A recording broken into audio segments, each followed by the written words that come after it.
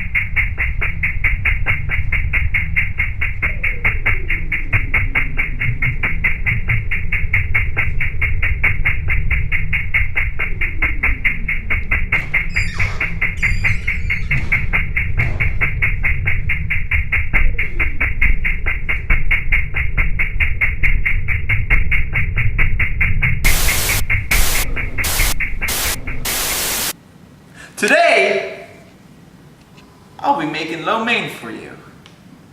And you're gonna learn how. Now this recipe, it's a famous recipe. Everyone in my family loves it, alright? So, first off, you're going to start off with your pasta, right? Now what pasta do you want to use? Normally you would think of the Asian type noodle, of course, like a noodle. But in reality you can use any type of pasta. I recommend at least long strand type pastas, fettuccine, noodolini, Da Vinci. I'm actually pretty fond though of using linguine myself personally. So easily, a pound, 3/4 pound of linguine will get you through the day, honestly. So I'm gonna go ahead and get your linguine out. And here's my fun fact tip of the day. Want to save some of your linguine for later? You still want a good amount of portions? Want to double the amount of portions you have? Just split your noodles in half, like this. Ta-da! So just dump your split half linguine into the water. Yes, that's right, the water isn't boiling yet because, well, guess what? That's just the way I do it, alright? It's just the way I do it. I've already salted it down, already put in some oil in it. So we'll let that cook. While that's cooking, let's work on our special sauce. Follow me. Alright, so for today's lo mein, you're going to need this set of ingredients, besides the pasta, of course. But that's up to you, like I said earlier. You're going to need a handy dandy tablespoon and teaspoon, because that's all you'll be using today. And the following ingredients. You'll need some sugar. You're going to need some safflower oil. You're going to need sesame seeds. You're going to need that soy sauce. You know about that, right? I mean, soy, right? It's soy. It's a fun joke for Spanish speakers. You're going to need some sesame oil. No, you don't get this from Sesame Street. You get this from Sesame Lane. That's also where you get sesame seeds. You also need chili sauce. And last but not least, some rice vinegar. Alright, so let's get making this. And first of all, you're going to start off with at least 1 to 2 cloves of garlic. I have some 2 because they're actually relatively small. And you just want to smash them up and throw them into the pan. Let's do that.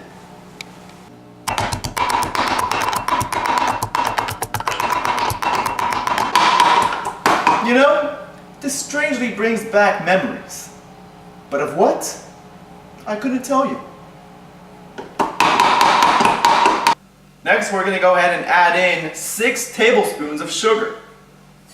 Be sure not to lose count, because you can lose count 1 extra tablespoon or 1 less tablespoon of any ingredient. It's pretty dangerous. You know, that's why it's very important to make sure your number count is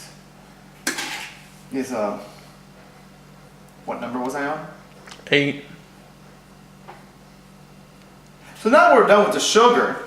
We're going to keep using this tasty, well, I mean, it is tasty, you know, but we're going to use this handy tablespoon to put in 6 tablespoons of safflower oil. Now that you're done with the safflower oil, we're going to move on to the sesame oil. And guess how many tablespoons we're going to need of this? 50.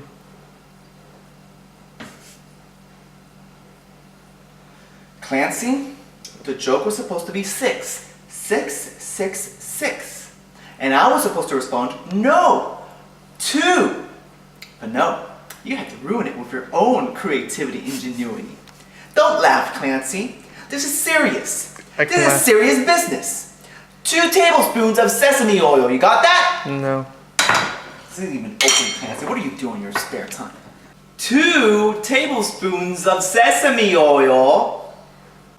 1, 2. We're gonna go ahead and move on to our rice vinegar. And you want to know how many tablespoons we're going to put of this? No. 6. Good job, Clancy! Alright, next up is the most special and important ingredient of them all, soy sauce. We're going to put 6 tablespoons of this.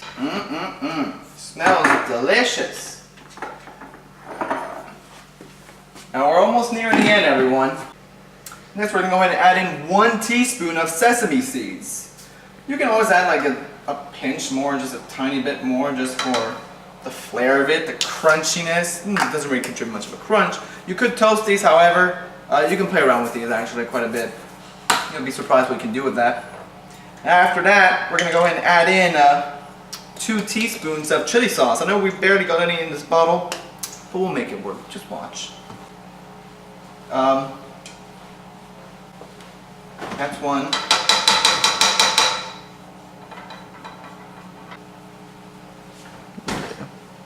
$2.5.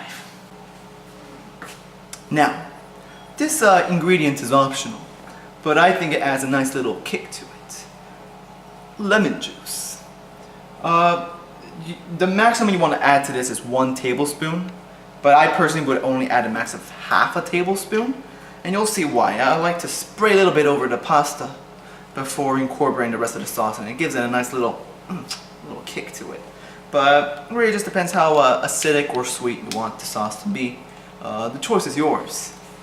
Now you have the power. I'm going to go ahead and add a little bit. Alright, that's it. How do you know that's like half a teaspoon? I know many things. You know nothing, sir. We're going to go ahead and turn on the stove now. Woo! Let there be fire. We're going to go ahead and leave it on high. And basically you just want to steadily mix all this in. Primarily you want the sugar to dissolve. You just want all the ingredients to intermingle with one another. Alright? And yeah, you just want to stir for a good long while. Now you do want to be cautious. Once everything does start to dissolve and you start knowing that the sauce is prime, it's going to start bubbling and spraying if you're not careful, so just be sure to lower the heat a bit, or at least wear an apron like me, because it will get everywhere. And you'll end up burning yourself. 3rd-degree burns. That's how we lost Josh.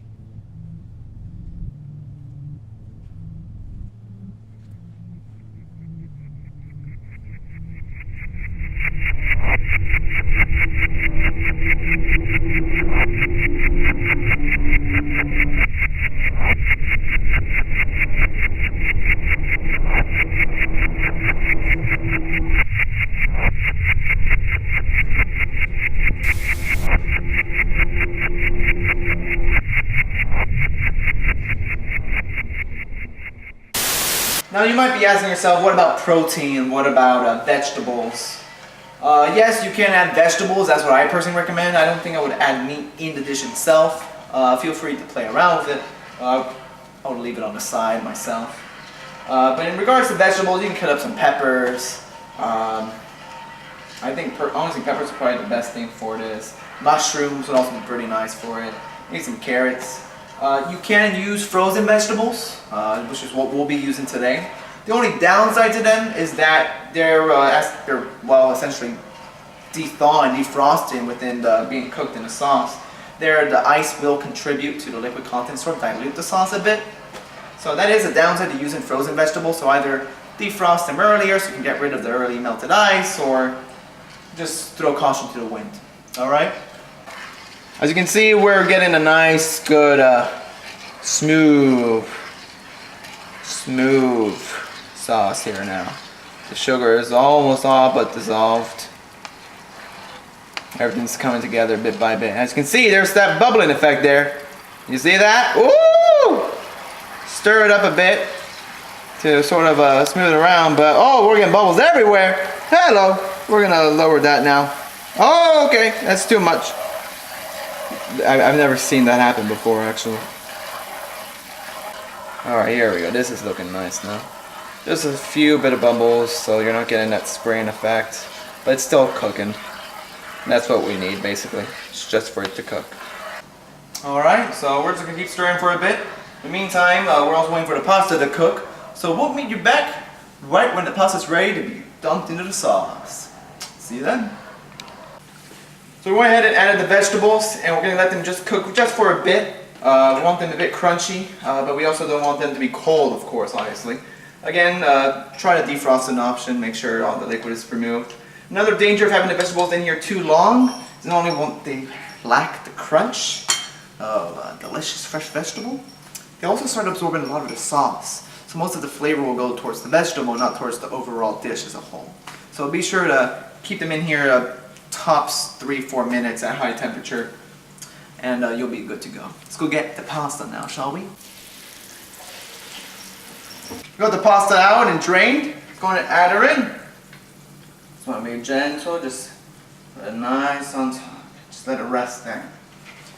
And next, you want to go ahead and get yourself another utensil. Fourth one. With the stirring spoon, you just want to go ahead and start mixing everything in. And your goal is basically you want every single strand of pasta, whether it be linguine, noodle, fettuccine, noodleini, to just be covered and enveloped by the rich sauce you made. And the goal is basically to have the pasta be the one that absorbs the sauce. That's where you get your flavor. Now normally I do spray the pasta with a little bit of lemon juice, but I went ahead and didn't do that today, just to show you the closest to the original recipe.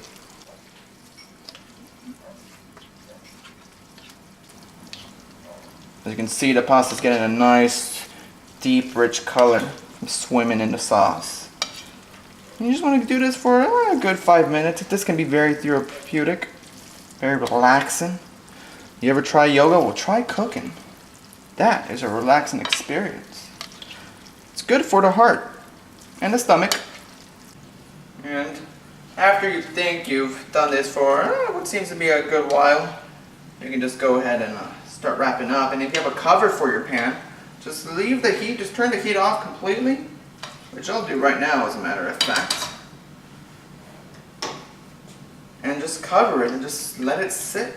And just sit there and absorb into the juices. But I'll keep doing this for a little bit longer. I won't subject you to it though.